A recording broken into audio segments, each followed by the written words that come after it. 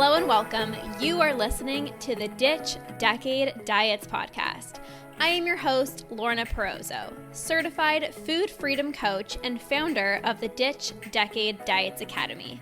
I've spent 10 years in an unhealthy relationship with food, binge eating, over-exercising, and feeling insecure in my body.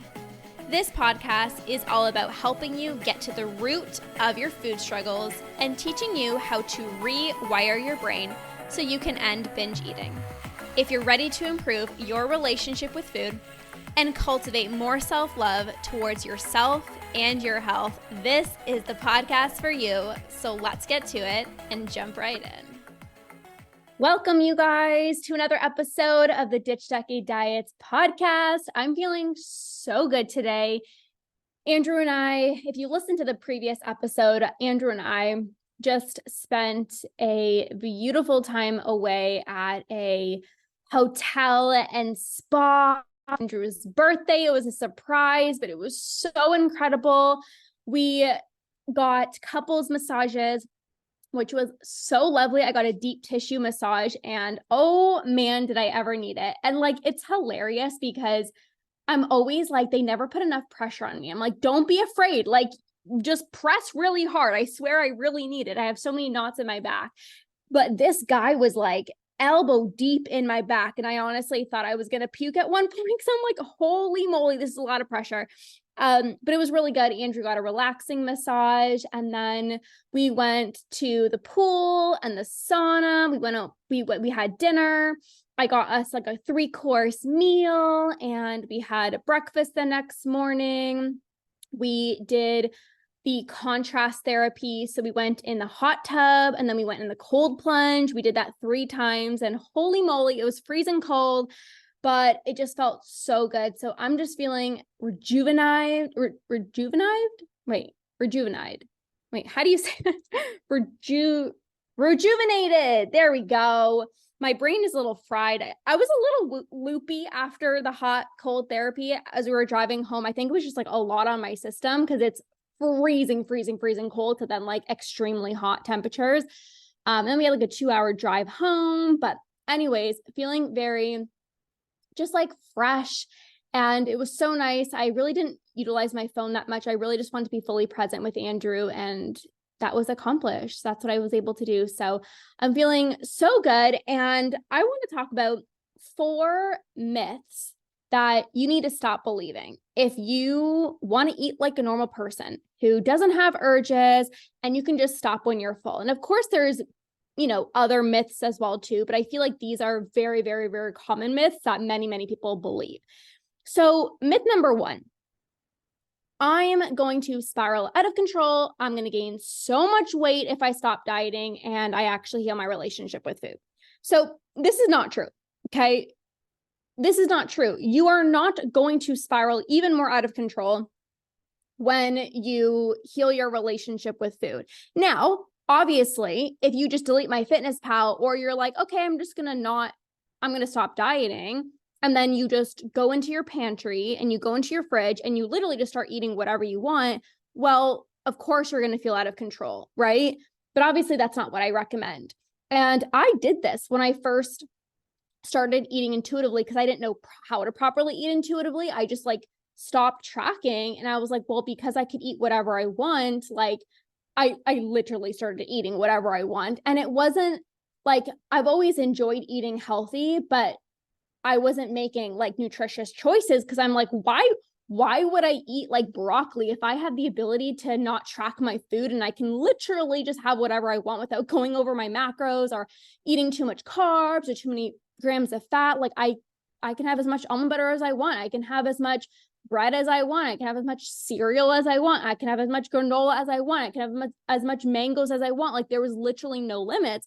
And of course I felt even more out of control with food, right? So you need a step-by-step process, and you actually need to put in the work to heal your relationship with food. It's not just I'm going to stop dieting and eat whatever, because again, of course you're going to not feel your best and you are going to spiral out of control. So you actually need to put in the work, do things step by step, and heal your relationship with food. You can't just not diet and expect yourself to have control, because you still have the diet mindset. You still have the all or nothing mentality. You're still seeing food as good versus bad. So you really need to focus on healing your relationship with food.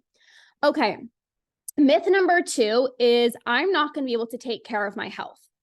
And this was a big one for me because, again, I'm a very health conscious person. I love taking care of myself. You guys know my background. It was health and fitness and nutrition. And I was so worried that I was just going to throw my health out and just stop caring about my health. And that's not true. Like, literally, guys, I'm proof. Like, I've gone through the process. So it's not like I'm just telling you like, oh, this is not true. Like, it's probably not going to happen. Like, I'm living proof that it did not happen.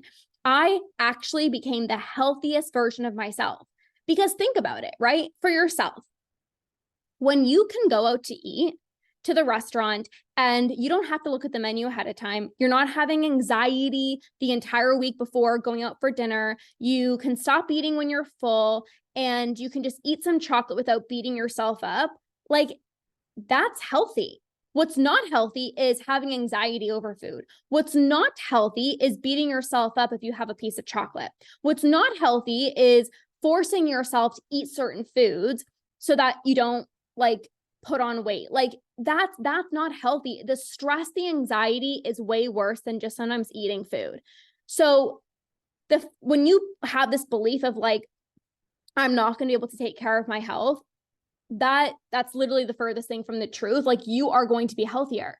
Again, mentally, you're going to be healthier because you're not obsessing over food all day and calories, but also physically, you guys have to understand, right? Like, when you're not binging, like when you think about a binge and how many calories you're consuming, it takes so much energy and effort for your body to actually break down that food. Like, even just a meal alone without binging, it requires effort for your body to break down all those nutrients and all the food, right?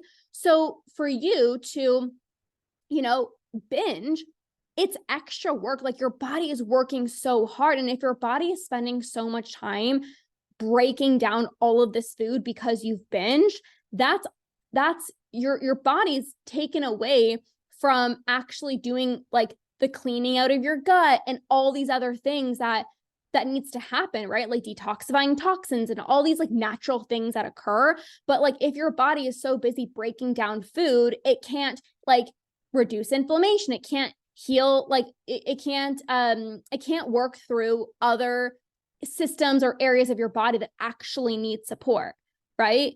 Like I said, detoxifying or like healing, right? Like even joints and inflammation and all those things, like your body needs to recover.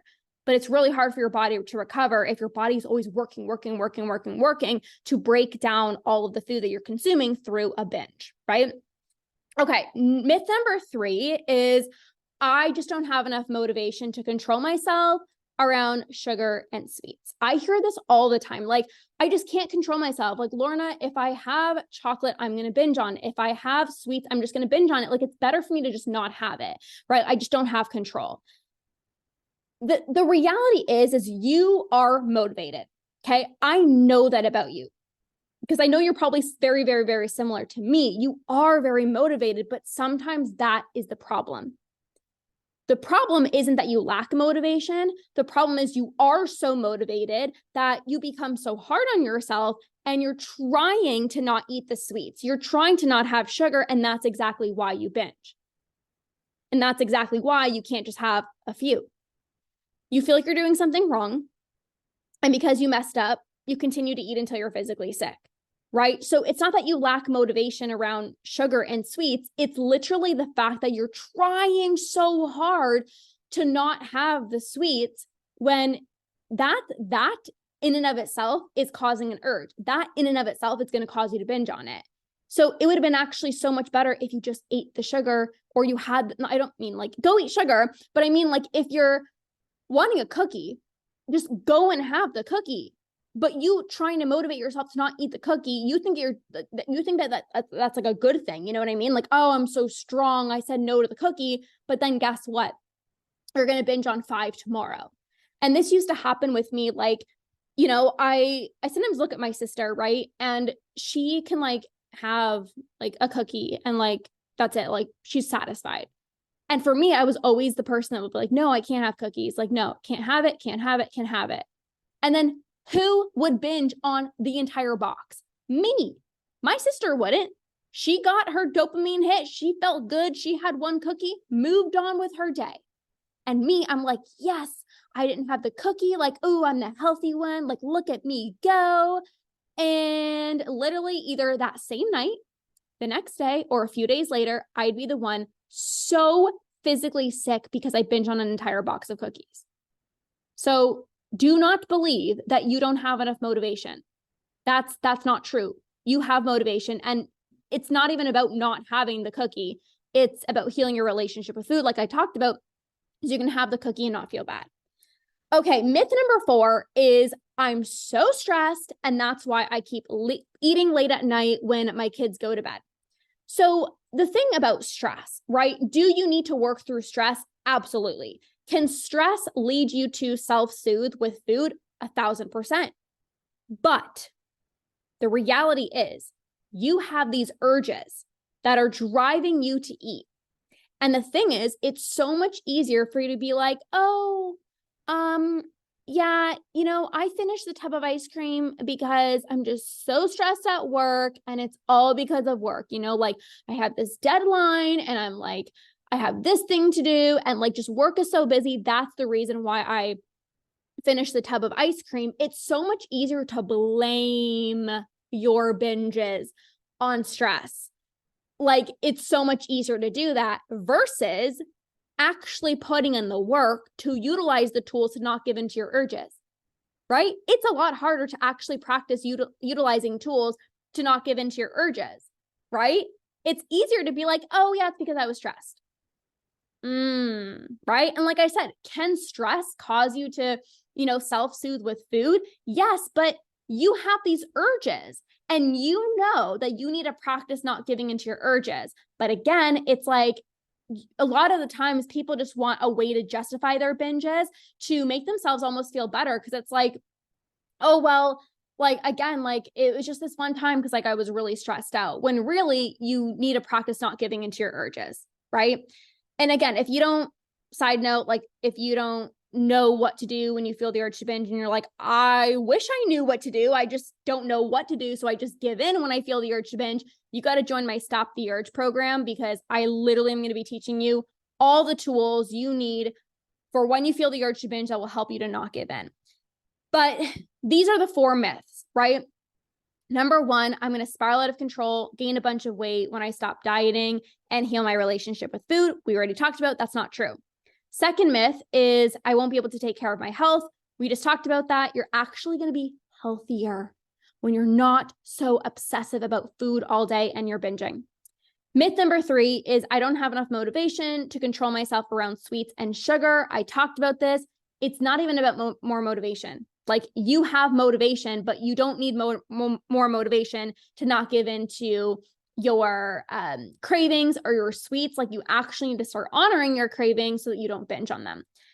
Myth number 4 is I'm so stressed out, and that's why I keep eating late at night when the kids go to bed. And the reality is you need to start taking ownership over the fact that you're binging and you're not utilizing the tools. And like I said, if you don't know what to do when you feel the urge to binge, that's when you need to get some support. Stop the Urge is literally the program for that. So when you let go of these myths, you're actually going to start to notice you're not broken. You are not broken, and you absolutely can conquer binge eating with the proper tools, your new beliefs, and a community who's going to actually remind you why you chose to start healing your relationship with food in the first place. Because it's one thing to shift your beliefs, right? Like when you believe something to be true for so long, like it's hard to shake it, right? So when you have the different beliefs, you got to start shifting your belief system, right? But you also need the proper tools. But then also it's like, you got to keep reminding yourself of these new beliefs, because a belief just doesn't go away overnight. Like right now, you might have this belief of like, I don't have enough motivation to control myself around sweets. You might have that belief. So your belief isn't going to shift overnight of like, oh, like, yeah, that's just not even a thing anymore. Like, of course, it's going to take time to reprogram those beliefs, but this is where like the community comes in. because they're going to remind you like, hey, like, you know, why you chose to start healing your relationship with food in the first place, right? Like, it's okay to feel scared. It's okay to still have these beliefs. Like you're reprogramming your brain one step at a time. Like you're here, you chose to heal your relationship with food because you're done with diets and you want to eat normally. You want to be able to eat without impulse. You want to be able to stop when you're full, right? So these beliefs are no longer serving you. So we got to get rid of them. We got to get rid of them. So these are the 4 beliefs. Maybe there's just one of them that you're like, I need to let go of. Maybe all 4, you're like, I believe all 4, I need to get rid of them. Maybe there's 2 of them that you believe. Whatever it is, commit to letting go of these beliefs. Because again, you're going to start to see when you shift your belief system, your behaviors with food start to change. For the longest time, when I believed like I won't be able to take care of my health, it's like, why am I going to heal my relationship with food? I care about my health, but that's not even true. So when I let go of that belief, because it's not even true, again, you might believe that these beliefs are so rock solid law as truth, but I'm here to tell you, like I said, I've gone through it. So I know that there are certain beliefs that are just not true, right? Like even, you know, the myth of like, I'm going to spiral out of control and gain a bunch of weight. Like that's not true when you have a step-by-step process. If right now you don't know what to do, so you're just eating whatever because you're not dieting, well, yeah, you might be spiraling out of control, right? But when you do things step by step, you have a plan, you heal your relationship with food and you let go of these beliefs, you're going to conquer binge eating. You're going to have a much better relationship with food and you're going to prove to yourself that these myths or these beliefs that you're believing to be true are not actually true.